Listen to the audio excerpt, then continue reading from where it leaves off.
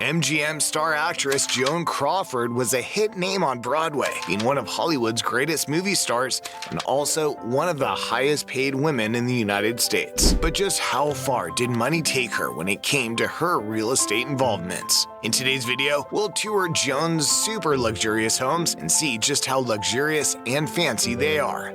Let's get started. Let's start with her place at Hotel Washington, Culver City. When Joan Crawford arrived in Hollywood, her first residence was at this hotel. While she only had a small room here, it was a very important space for her rise to fame. The Hotel Washington, built in 1923, was a small three-story building with just around 53 rooms. It had a unique look, designed in the zigzag modern style with an E-shaped structure and a jagged, angular false front. The hotel was known for housing many aspiring actors and industry hopefuls, so the rooms were really simple and not so many luxurious features. For Joan, though, the simplicity wasn't exactly the best thing about the hotel. It was its location. The hotel was right in the center of Culver City. It was pretty close to some of the biggest studios, including MGM. In other words, Joan could easily run to auditions and meetings, a super huge advantage for someone who couldn't easily afford transport. Thankfully, it was during her 6-month stay at this hotel that she caught the eyes of MGM executives. After the hotel, Joan moved to a 3-bedroom bungalow on Genesee Street, still in Culver City. But soon, MGM stepped in again and loaned her $28,000 to buy a house in Beverly Hills at 513 North Roxbury Drive. Wasn't long before she got hands deep into the Hollywood movie industry, but it all started with Hotel Washington. While she was staying at the hotel, Joan's looks caught the eyes of a film producer and suggested she give a screen test a shot. In 1928, she signed with MGM, and before long, she landed a big role in her Our Dancing Daughters. Luckily, the film became a hit. The role in Our Dancing Daughters was just the start of her rise to stardom. But the early 1930s, Joan Crawford was already one of Hollywood's biggest names. Then, back in 1928, when Joan was hitting at the peak of her Hollywood career, she bought a beautiful Georgian-style estate in Brentwood, Los Angeles, for a hefty $57,500. You might think this is small, but back in 1928, this was actually a lot of cash.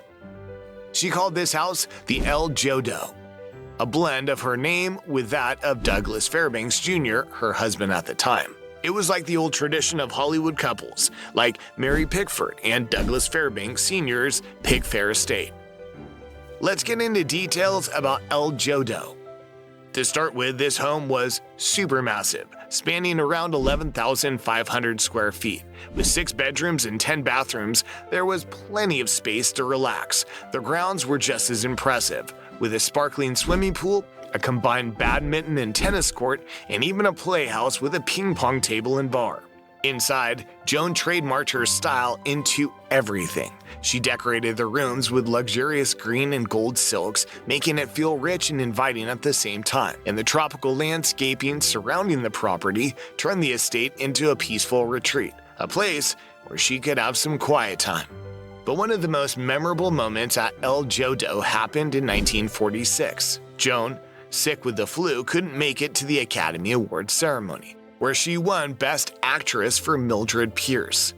Instead, she accepted the Oscar from her bed, and the media went crazy over it, with photographers taking photos. Yeah, I guess not many people thought she could receive the award from home.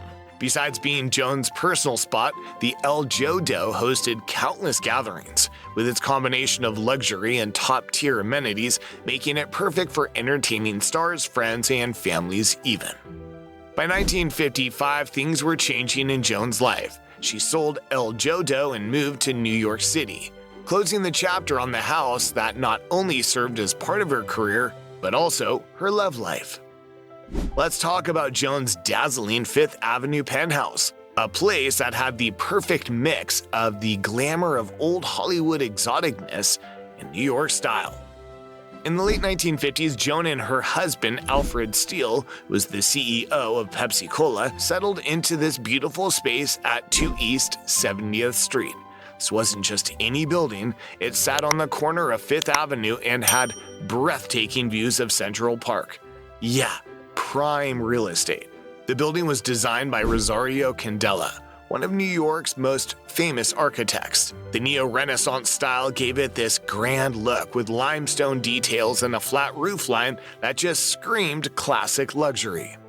The apartment originally had 18 rooms, which made it more like a small mansion than a penthouse, but Joan wasn't one to settle for ordinary. She brought in her good friend William Haynes to work his magic. Now, Haynes was a former actor who transitioned into design, and his work had this really good balance of luxury, style, and comfort that wasn't just easily crafted. He completely renovated the space, cutting it down to 8 large, airy rooms. Now, there were fewer rooms, but each one had more light, more flow, and of course, more space. One of the most interesting features in this penthouse was the free-floating staircase. Surrounded by lush greenery and lit by a skylight, the staircase was bold, elegant, and functional all at once.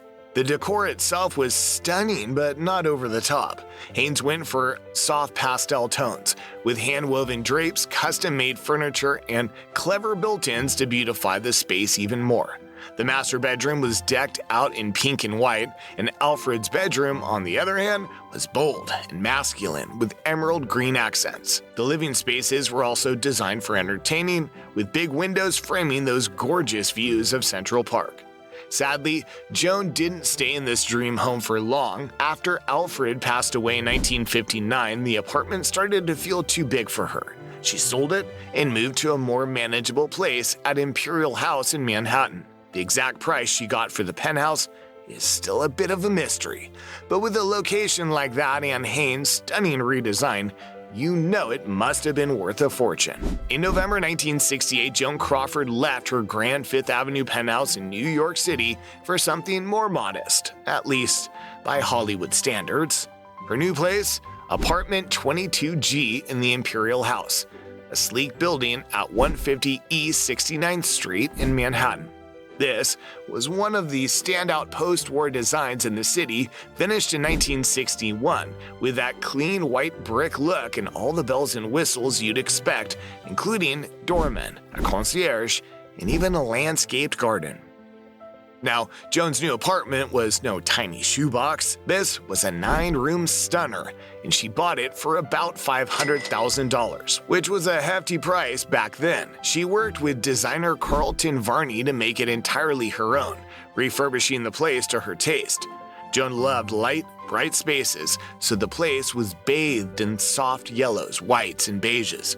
It had a real flow to it, with 2 living rooms connected to make a space perfect for hosting. Joan was also heavy on practicality too.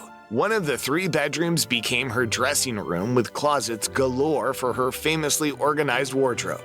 Another room was entirely for hats and shoes. Her housekeeper, Mamacita, also had her own bedroom, which says a lot about how Joan valued her team. And get this, she even had custom cabinets for all her china, silver, and glassware. Everything had its spot. Joan wasn't afraid to go the extra mile to make this place just right. Some of her furniture was so big they had to crane it up into the apartment. She didn't cut corners when it came to style. Life at the Imperial House was comfortable and private. The staff ensured Joan could enjoy her home without too much fuss from the outside world. It was also a building with a bit of star power, kind of place that made a statement just by being there. By 1973, when the building switched to a co-op, Joan made another move. She bought the adjacent apartment 22H for $85,000.